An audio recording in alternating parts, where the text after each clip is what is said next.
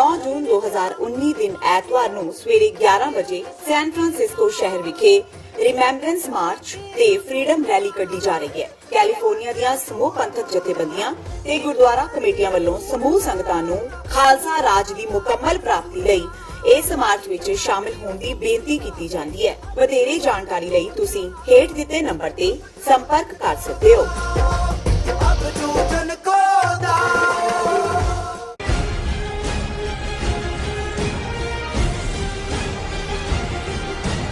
दर्शकों ब्रेक तो बाद तुहाडा सब दा निੱਘਾ स्वागत है।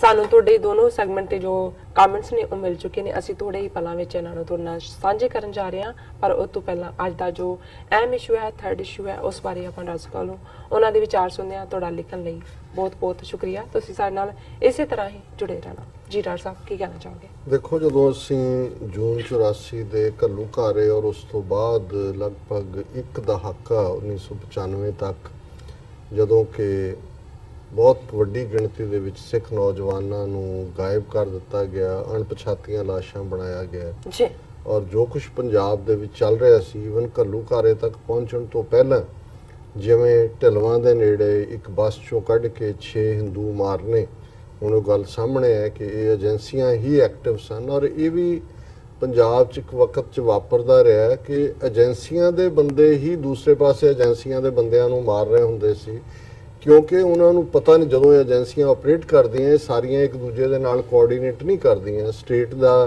ਆਪਣਾ ਰੁਖ ਹੁੰਦਾ ਹੈ, ਸੈਂਟਰ ਦੇ ਵਿੱਚ ਵੀ ਇੱਕ ਪਾਸੇ ਇੰਟੈਲੀਜੈਂਸ ਬਿਊਰੋ ਜਾਂ ਰਾਜ ਜਾਂ ਥਰਡ ਏਜੰਸੀ ਜਾਂ ਹੋਰ ਸਪੈਸੀਫਿਕ ਉਹਨਾਂ 'ਚੋਂ ਬੰਦੇ ਕੱਢ ਕੇ ਜਿਹੜੇ ਪੰਜਾਬ 'ਚ ਲਾਏ ਸੀ, ਕਿਉਂਕਿ ਉਹਨਾਂ ਦੇ ਆਪਣੇ ਪਲਾਨ ਸੀ ਕਿ ਜੇ ਇੱਕ ਧਿਰ ਦੇ ਨਾਲ ਕੋਈ ਗੱਲਬਾਤ ਲਈ ਨੇੜੇ ਲੱਗ ਰਿਹਾ ਤੇ ਦੂਸਰੀ ਏਜੰਸੀ ਨੂੰ ਲੱਗਦਾ ਸੀ ਕਿ ਵੀ ਇਹ ਗੱਲਬਾਤ ਕਿਤੇ ਨੇੜੇ ਨਾ ਲੱਗ ਜਾ, ਉਹਨੂੰ ਮਾਰ ਦਿੰਦੇ ਸੀ। ਔਰ ਇਸ ਦੇ ਸਬੂਤ ਮੌਜੂਦ ਨੇ ਕਿ ਕਿਵੇਂ ਉਹ ਆਪਰੇਟ ਕਰ ਰਹੇ ਸੀ।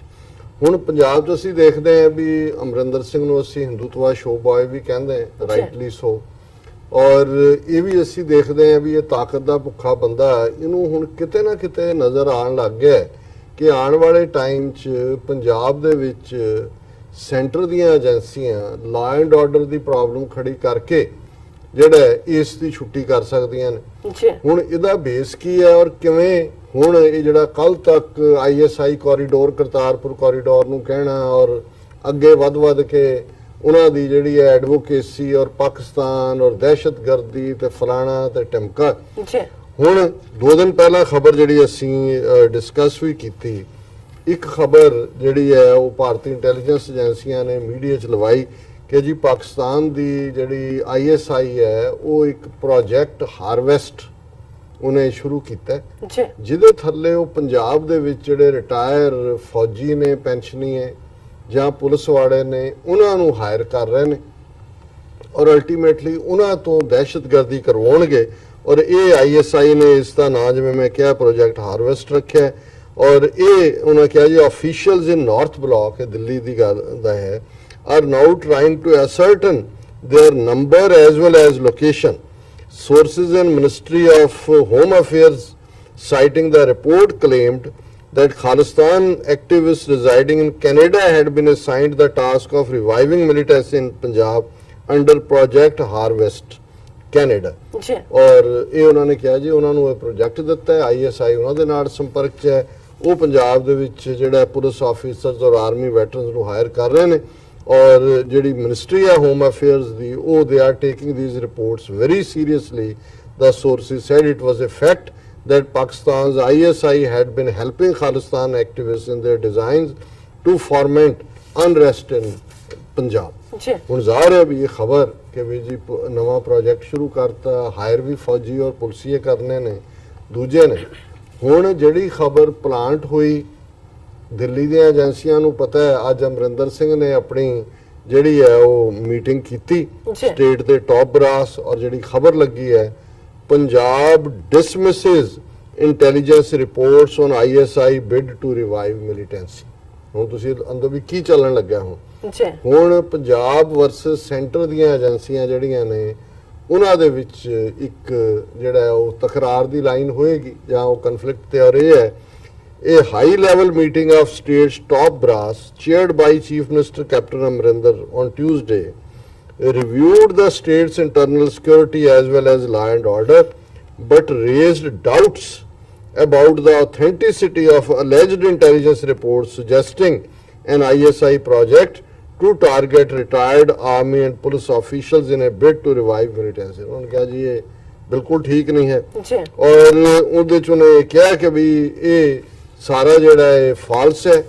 The reports were not verified और ਜਿਹੜਾ ਉਹਦੇ ਚ ਉਹਨੇ chief minister agreed with them, state officials not, that reports referring to intelligence inputs on such project seemed far-fetched and removed from the ground realities. ਕਿ ਐਵੇਂ ਹਵਾ ਦੇ ਵਿੱਚ ਛੱਡੀਆਂ ਨੇ ਗੱਲਾਂ ਔਰ ਜ਼ਮੀਨੀ ਹਕੀਕਤ ਦੇ ਵਿੱਚ ਕੁਝ ਨਹੀਂ ਹੈ, ਬਿਲਕੁਲ ਅਫਵਾਹਾਂ ਦਾ ਬਾਜ਼ਾਰ ਗਰਮ ਕੀਤਾ ਹੈ. Reports were not verified and could be false. The meeting felt with the chief minister asking the police to take all possible steps to verify such reports and check the spread of rumors which could lead to panic among the people.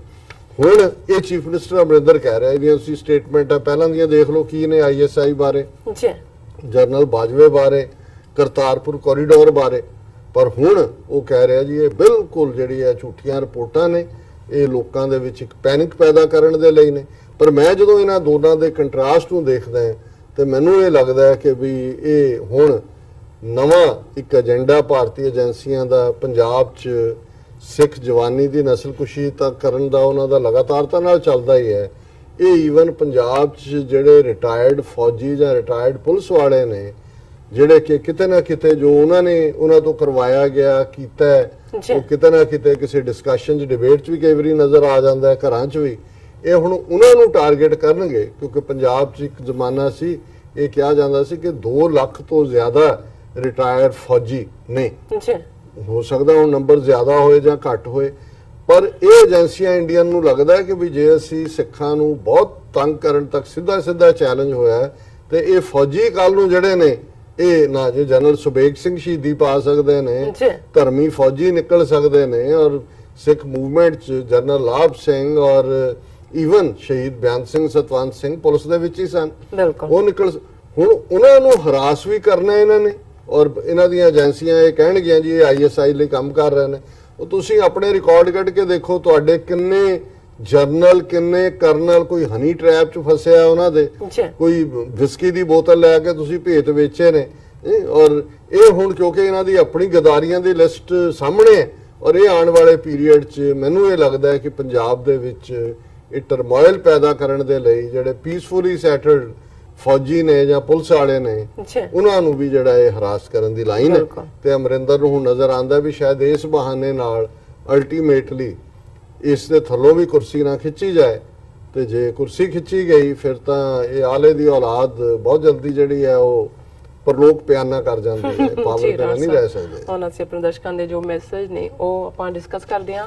ਪਹਿਲਾਂ ਅਸੀਂ ਸਭ ਨੂੰ ਸਾਂਝੀ ਫਤਿਹ ਬੁਲਾਉਂਦੇ ਹਾਂ. ਵਾਹਿਗੁਰੂ ਜੀ ਕਾ ਖਾਲਸਾ ਵਾਹਿਗੁਰੂ ਜੀ ਕੀ ਫਤਿਹ. अस्सलाम वालेकुम.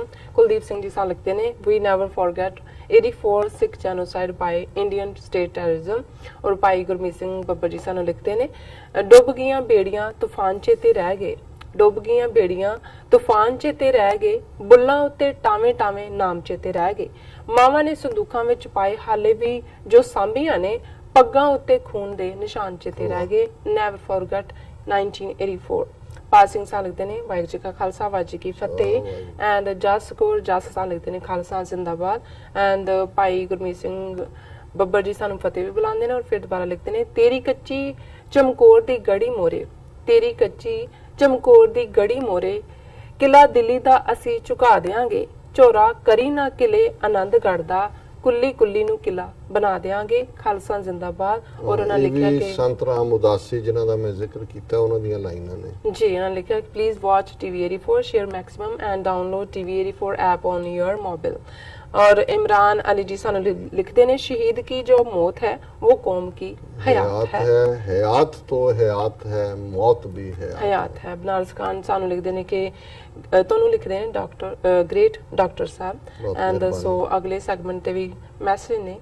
ਹਾਂਜੀ ਜਸਕੌਰ ਜੀ ਫਿਰ ਸਾਨੂੰ ਲਿਖਦੇ ਨੇ ਕਿ ਖਾਲਸਾ ਜ਼ਿੰਦਾਬਾਦ.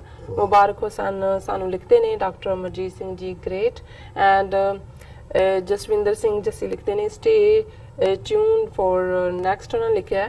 और इमरान अली जी सान लिखते हैं खालिस्तान जिंदाबाद।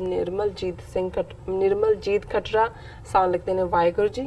और जसविंदर सिंह जस्सी सान लिखते हैं Indian media never showed this kind of news, so Indian friends don't believe on Indian media. बहुत शुक्रिया जस्सी जी, ਤੁਸੀਂ ਸਾਨੂੰ ਅਲਰਟ ਵੀ ਕਰਦੇ ਹੋ ਔਰ ਜਾਣਕਾਰੀ ਵੀ ਦਿੰਦੇ ਹੋ। ਬਿਲਕੁਲ। ਅਹਿਮਦ ਹਮਜ਼ਾ ਲਿਖਦੇ ਨੇ I am in tears after listening the poetic verse. Oh God, please help our Kashmiri and Sikh brothers. बहुत शुक्रिया अहमद हमजा जी। Unknown human लिखते ने current generation of Sikh youth very well know history of Hindustan but are unaware and unclear about history related to their own faith.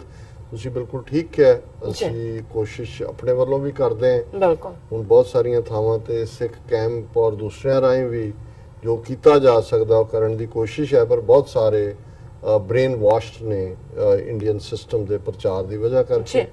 फ्याज loan लिखते हैं कि doctor साहब OIC बुतों की एक जमात है, इसमें इमरान खान जैसा मर्द शामिल हो गया है, देखते हैं कि इमरान खान इन बुतों को इंसान बनाने में कामयाब होता है कि नहीं। तुसी बिल्कुल ठीक फरमाया। गैरी संधू खालिस्तान जिंदाबाद और फतेह।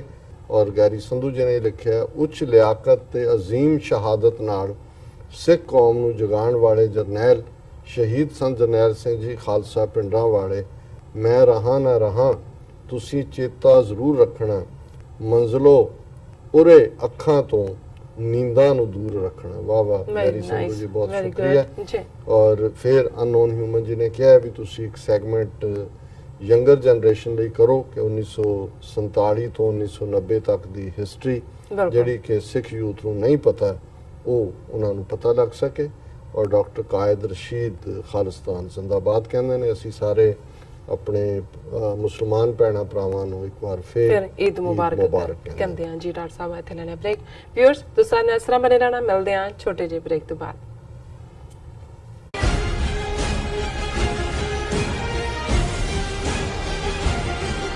जून 6 2019 ਨੂੰ ਵਾਸ਼ਿੰਗਟਨ DC ਵਿਖੇ ਖਾਲਿਸਤਾਨ ਰੈਫਰੈਂਡਮ 2020 ਰੈਲੀ। ਜੀ ਹਾਂ, ਅੱਜ ਤੋਂ 35 ਵਰ੍ਹੇ ਪਹਿਲਾਂ ਜੂਨ 6 1984 ਨੂੰ ਭਾਰਤੀ ਫੌਜਾਂ ਵੱਲੋਂ